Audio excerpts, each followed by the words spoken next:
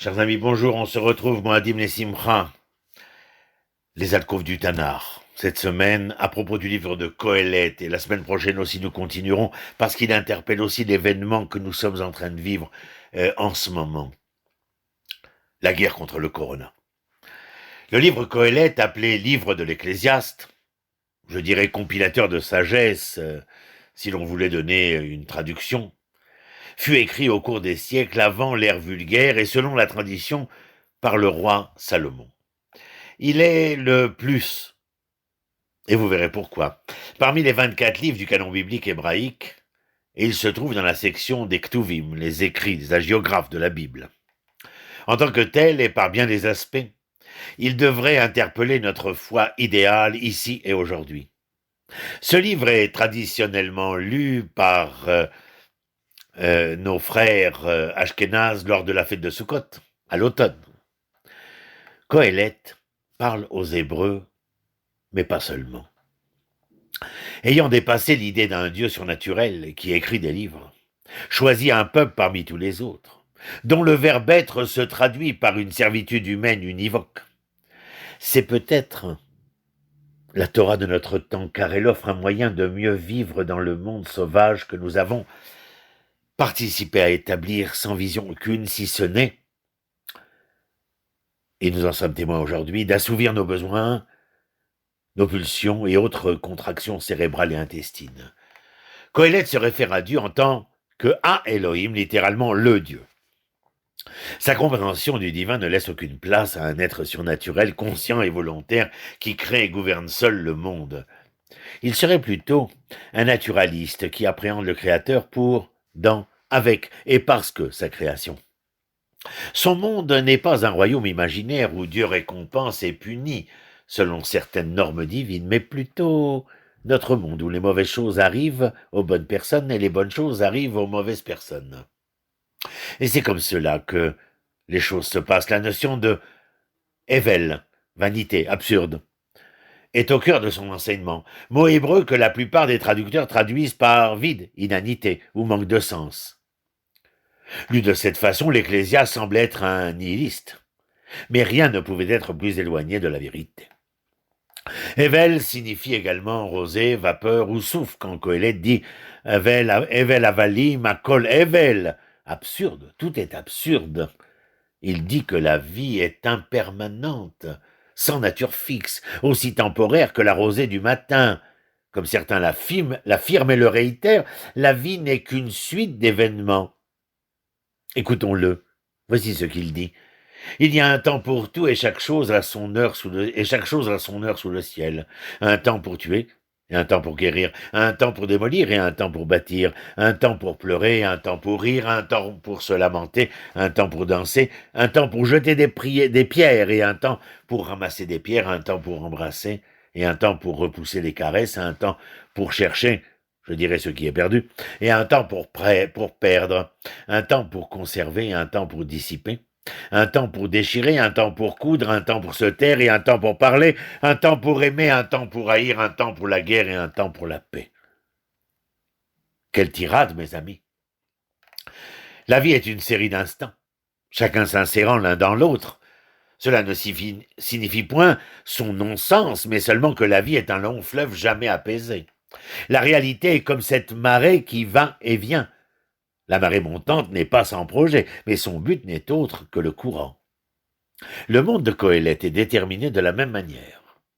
Le but est au sein de l'événement lui-même et non un concept qui lui serait imposé. En d'autres termes, il n'y a pas de sens à la vie elle-même est un sens.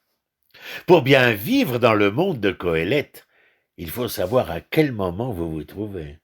Est-ce le moment de rire ou de pleurer? D'aimer ou de détester? Le livre n'exalte point un instant par rapport à un autre. Il ne dit pas que le rire est meilleur que les larmes ou que l'amour est supérieur à la haine. Il constate simplement que le rire survient et que les larmes s'écoulent, que l'amour apparaît et que la haine se dévoile. L'éthique stoïcienne tient d'ailleurs à de simples préceptes qui n'ont rien perdu de leur actualité aujourd'hui. Épictète expliquait l'importance de distinguer ce qui dépend de nous et ce qui ne dépend pas de nous. Écoutons-le. Ce qui dépend de nous, ce sont nos jugements, nos tendances, nos désirs, nos aversions. En un mot, tout ce qui est opération de notre esprit. Ce qui ne dépend pas de nous, c'est le corps, la fortune, les témoignages de considération, les charges publiques. En un mot, tout ce qui n'est pas opération de notre âme. Vous retrouverez ces propos dans le manuel d'Épictète. Dans la mesure où quelque chose ne dépend pas de nous, rien ne sert de pleurer, bien au contraire. Il dépend de nous de surmonter cette tristesse selon la logique stoïcienne. Tout son éthique tourne donc autour du bon usage de la raison, qui doit nous permettre d'avoir le contrôle sur nos représentations en toutes circonstances. Il s'agit, mes amis, d'un art de la distance par rapport à tout ce qui agit sur nous. C'est comme être pris dans une marée montante. La plupart des marées se déroulent en cercle des bas-fonds au brisant et inversement. Il est impossible de savoir dans quelle partie du cercle êtes-vous. Si vous nagez d'ailleurs à contre-courant, vous serez vite épuisé et vous vous noierez. Si vous nagez parallèlement à la plage, ce qui est le conseil habituel, vous avez toujours une moitié de chance de nager à contre-courant et de vous noyer aussi. Le meilleur moyen de survivre serait de se détendre et de laisser la marée vous relâcher au fur et à mesure de son retour. Cela semble bien sûr contre-intuitif, mais la science le confirme. Ce que l'océanographe dit à propos des marées montantes, Coëlette le dit à propos de la vie. Détendez-vous dans ce qui est, et cela vous mènera dans ce qui suit. Cela vous semble aussi contre-intuitif. Comme le patriarche Yaakov aurait pu l'enseigner, il ne nous a pas été permis d'entrer sereinement dans cette nuit pleine de grâce, mais tout au contraire, d'avoir à lutter face à l'agression, puis prier et enfin obtenir un gain de cause à notre vraie volonté. Vous pouvez le faire si vous le souhaitez. Mais en fin de compte, vous perdrez, surtout votre temps et votre santé. Mais alors, comment vivre bien dans un monde qui s'écoule inexorablement, donc un monde sans certitude, sans assurance et sans instruction? L'enseignement de Coëlette est simple, pratique, et pour moi, je vous dirais convaincant. Mangez simplement, buvez sagement, trouvez un travail qui vous procure de la joie et cultivez quelques amitiés aimantes. Écoutez, Coëlette, ne vaut-il pas mieux pour l'homme de manger, de boire et de se donner du plaisir pour prix de son labeur? Cela aussi, je l'ai constaté, émane de Dieu. Pour certains, ce serait trop égocentré, trop autour de mon seul moi, et pas assez autour du nous. Néanmoins, évitons d'en faire une lecture trop étroite, après tout. Ce qui est bon pour l'individu serait bon pour la société en général, et Coëlette nous appelle à créer justement un monde où chacun aurait accès à une alimentation saine, à une eau salubre, à un travail satisfaisant et à la liberté d'aimer ce que bon lui semblerait, ou qui bon lui semblerait. Raison pour laquelle j'affirmais plus haut qu'il témoignait de ce vouloir bien-être pour notre époque.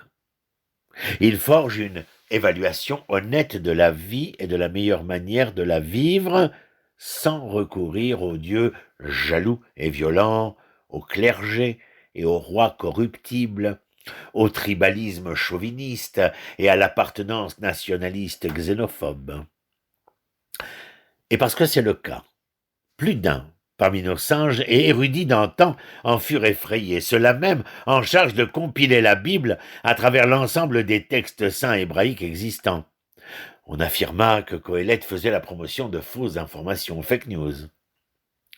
On ajouta des faits alternatifs à la fin du livre, dit le Rashbam, dans l'espoir de pervertir le message de Coëlette et d'empêcher qu'il soit mal interprété par le peuple. En fin de compte, mes amis, il suffisait d'apprendre et de savoir lire ce que l'auteur voulait dire, ce qui est toujours difficile pour beaucoup d'entre nous. La conclusion de tout le discours, écoutons-la, c'est ce que dit Coëlette. Crains Dieu et observe ses commandements, car c'est là tout l'homme. En effet, toutes les actions, Dieu les appellera devant son tribunal, même celles qui sont entièrement cachées, qu'elles soient bonnes ou mauvaises. Vous comprenez le propos du Rashbam, qu'il y aurait là une tentative désespérée des pouvoirs cléricaux en place pour nier la sagesse de Coëlette et ne pas attester de sa vérité. Lisez le livre par vous-même et voyez si ce n'est pas le cas. La mort y est un problème, c'est la mort qui semble aspirer le sens de la vie.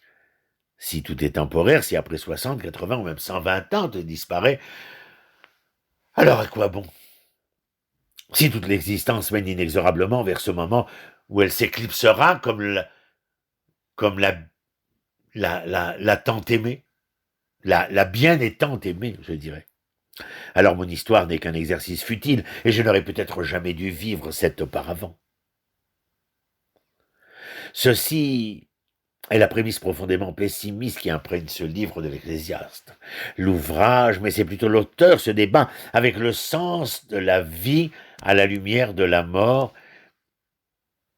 Il répète encore et encore le sempiternel refrain. Vanité des vanités, tout est vanité. Vous vous rappelez, j'ai utilisé le mot de absurde, l'absurdité. De l'absurdité, tout serait absurdité.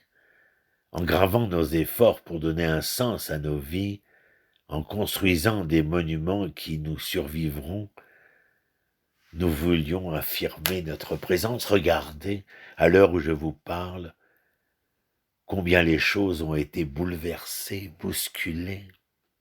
Combien, alors que nous sommes confinés, on nous demande cette introspection, cette réévaluation de la réalité, de nos vécus, de nos existences. Est-ce que tout ne serait qu'absurde et vanité? Peut-être bien, mais peut-être bien que nous en sommes les auteurs. Alors comment transformer cette vanité, cette absurdité dans laquelle nous nous sommes engagés? Eh bien, en essayant de comprendre la confrontation existentielle à ce jour entre l'extrême dehors dans lequel nous fûmes, l'extrême dedans dans lequel nous sommes, et qu'entre les deux, de manière aristotélicienne ou maïmonidienne, de réfléchir à la voie médiane. Je dirais presque celle qui nous permettrait de ménager le chou et la chèvre. Mais bien plus que cela, mes amis. Essayez de trouver une voie qui nous permette de nous reconstruire socialement, politiquement, économiquement, et aussi, bien entendu, religieusement, quand le judaïsme a peut-être d'une certaine manière bafoué le sens obvi du témoignage dont nous sommes porteurs, et qu'il faudrait retourner non pas au judaïsme mais à l'hébraïsme, non plus vers un culte et rituel intimement lié au judaïsme, mais vers une loi toranique. Nous entraînons vers nos responsabilités témoins à la face du monde de celles que nous devons faire valoir chez nous, pour nous, à travers nous. Ce n'est pas, certains diront, c'est un vœu pieux. Non, je ne veux pas que ce soit un vœu pieux. Je voudrais que nous soyons capables d'engager cette révolution. Non pas la révolution révolutionnaire, mais la révolution, c'est nous permettre une réévaluation, une réévolution de ce que nous sommes et sortir des carcans dans lesquels nous avons été enfermés durant 2000 ans d'exil et qui nous ont d'une certaine manière abrutis dans la dimension réfléchie, connaissante, de connaissance et de découverte, et de redécouverte de cet hébraïsme dont nous sommes véritablement les fidèles porteurs. À bon entendeur, salut. Je vous dis Chag Sameach, Shabbat Shalom, et à la semaine prochaine.